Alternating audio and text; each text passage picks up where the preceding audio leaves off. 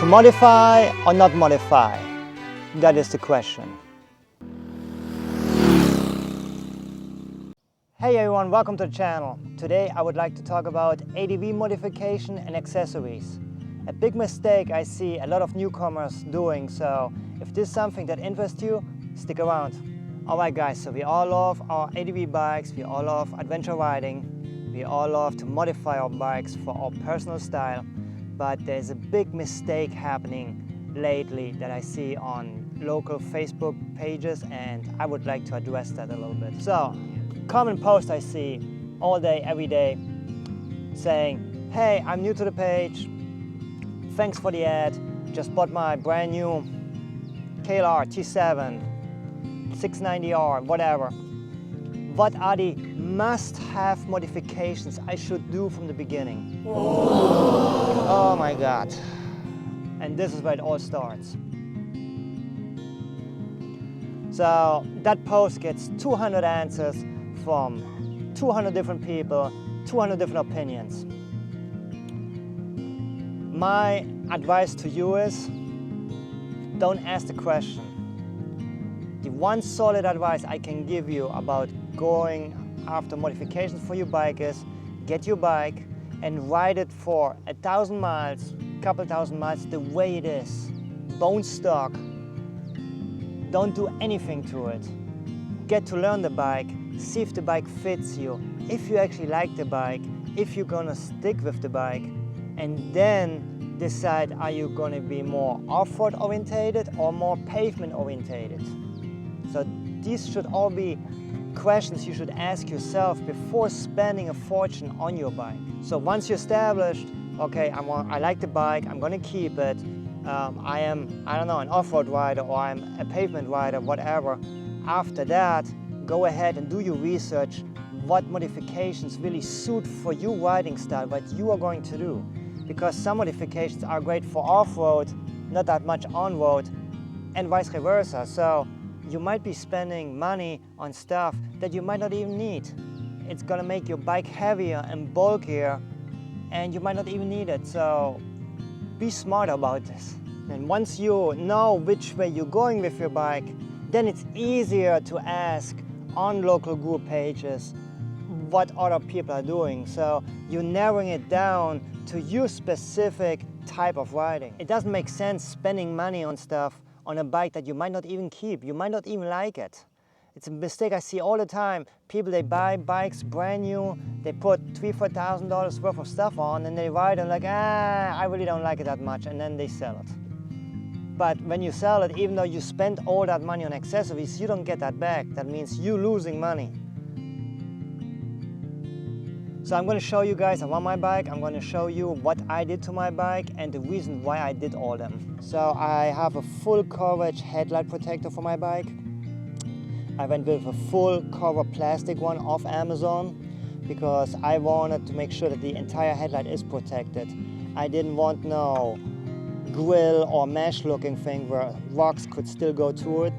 So this is the reason why I did this and why I went with that one. The headlight on the Tenere is very expensive. They're about $1,000 and they're hard to find, so I'm trying to protect this one, especially when I ride in a larger group and you know, some guys, they might have a little fun and roost at you, and so I want to be protected here. The next for me is tires. Since I like to go off-roading, sand, mud, all that stuff, I run knobby tires. The advantage of the knobby tire is way more traction off-roading, but on pavement they don't last as long, so that's something to consider. If you're planning to do more pavement, I would definitely recommend a more street-orientated tire, or a 50-50 maybe, so you get longer wear out of your tire. These go fast on pavement, but where I ride, I really need those. So I'm running the Pirelli MT21 up front and the Dunlop D908RR in the back. So these are the pretty knobbiest DOT legal tires that I can run, and they've been performing pretty good. So next we have cheap little LED turn signals from Amazon. They're like 15 bucks a piece, and if I break them, I don't care, I just replace them. Simple as that. So as you can see on the side profile of my bike, I have no crash bar whatsoever on top here. My bike had crash bars at one point and I got rid of them. I wanted to save the weight and make the bike look cleaner. So I've replaced my fairings with the Camel ADV side fairings, and these are pretty cool. They are made of the same plastic like dirt bike fenders, so they're very elastic. So if I drop my bike, they don't crack or nothing. I mean, they're not indestructible, but pretty good so far. So down here you can see I still run a protection bar, like an engine guard down here, just in case if I do drop the bike hard, so I don't ruin any side cases or anything. Gotta have a little bit of protection here, because, you know, engine is important to make it back home. Then I have the Tusk D-Flex hand guards. You can see them right here. They're really nice. I like them. They're cheap, like 80 bucks or so. So that works pretty nice. It's not as high quality as a bark buster, but I don't know if it's really worth spending more money on it. The only issues I had with those is this curve here, this bend is not perfect perpendicular to the bar. So you can see here, I had to put it in a vise, in a bench vise, and bend it a little bit to fit. But that was a few minutes and that took care of that problem. What else? Let's see. Yes, I have the Acerbis oversized fuel tank.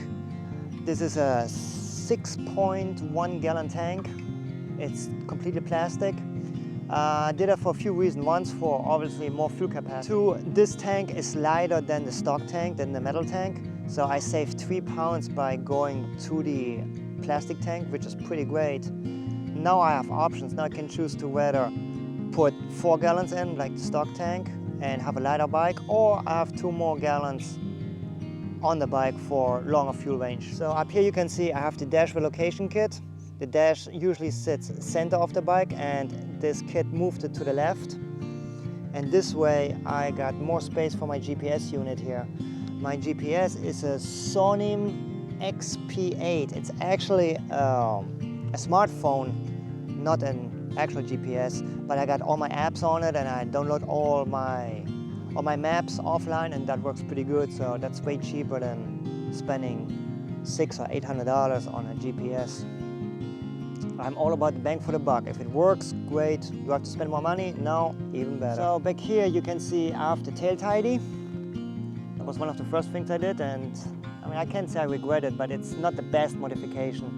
It makes the bike look way better, but you can see I had to put an extension plastic plate, something on here, because when you go into deeper mud, it roosts the crap out of you. I mean, it shoots mud all the way up in your helmet, into the dash. It's really bad.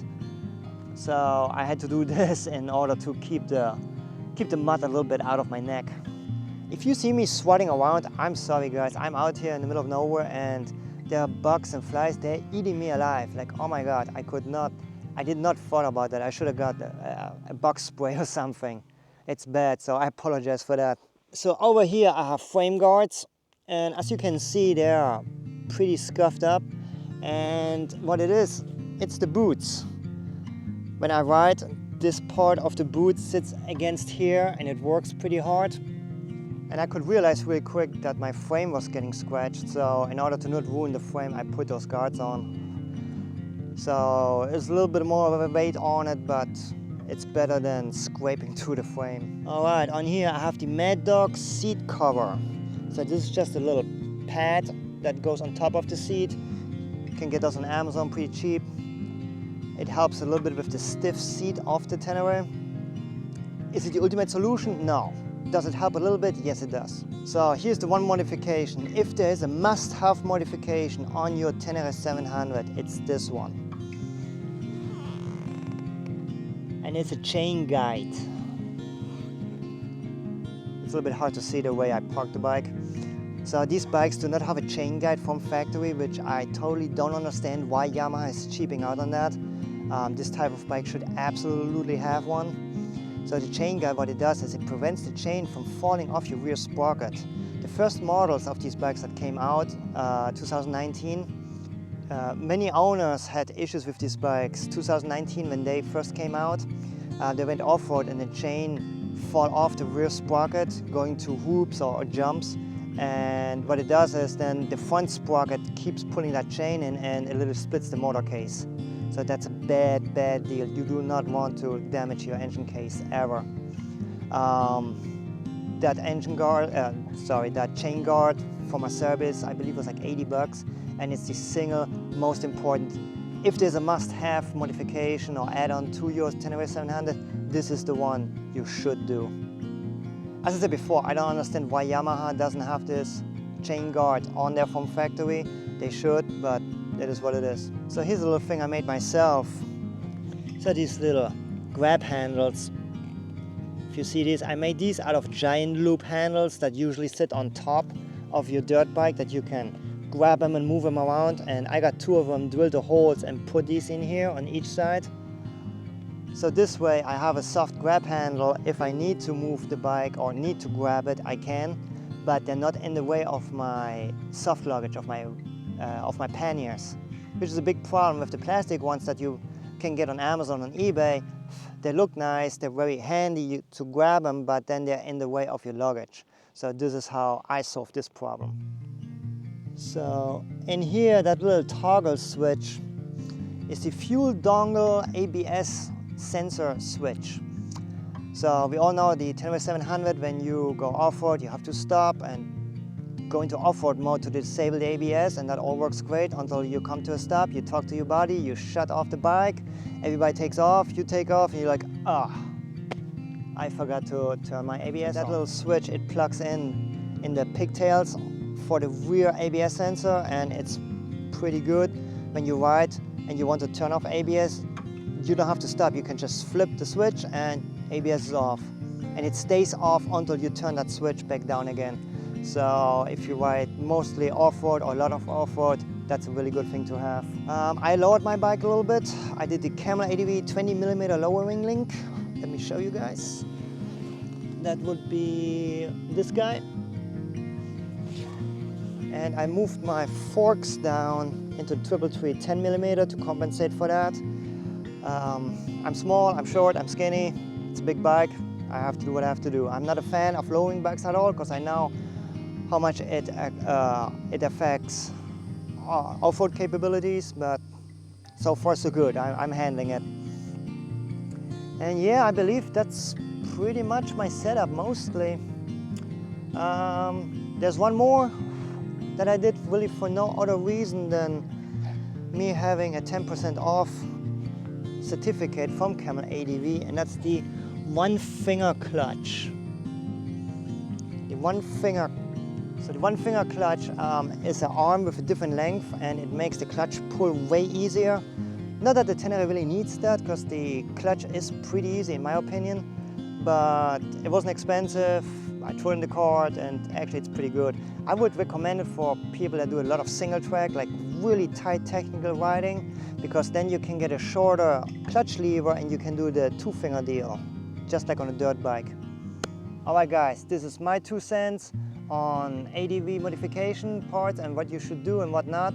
So as I said before, my only advice to you guys is ride your bike first, figure out if you really love it, and then decide off-road, on-road, intermediate, and then go and research and spend your money. If you like this type of content, please consider subscribing and hit the like button. Stay safe, enjoy your bikes, see you the next time, and auf Wiedersehen.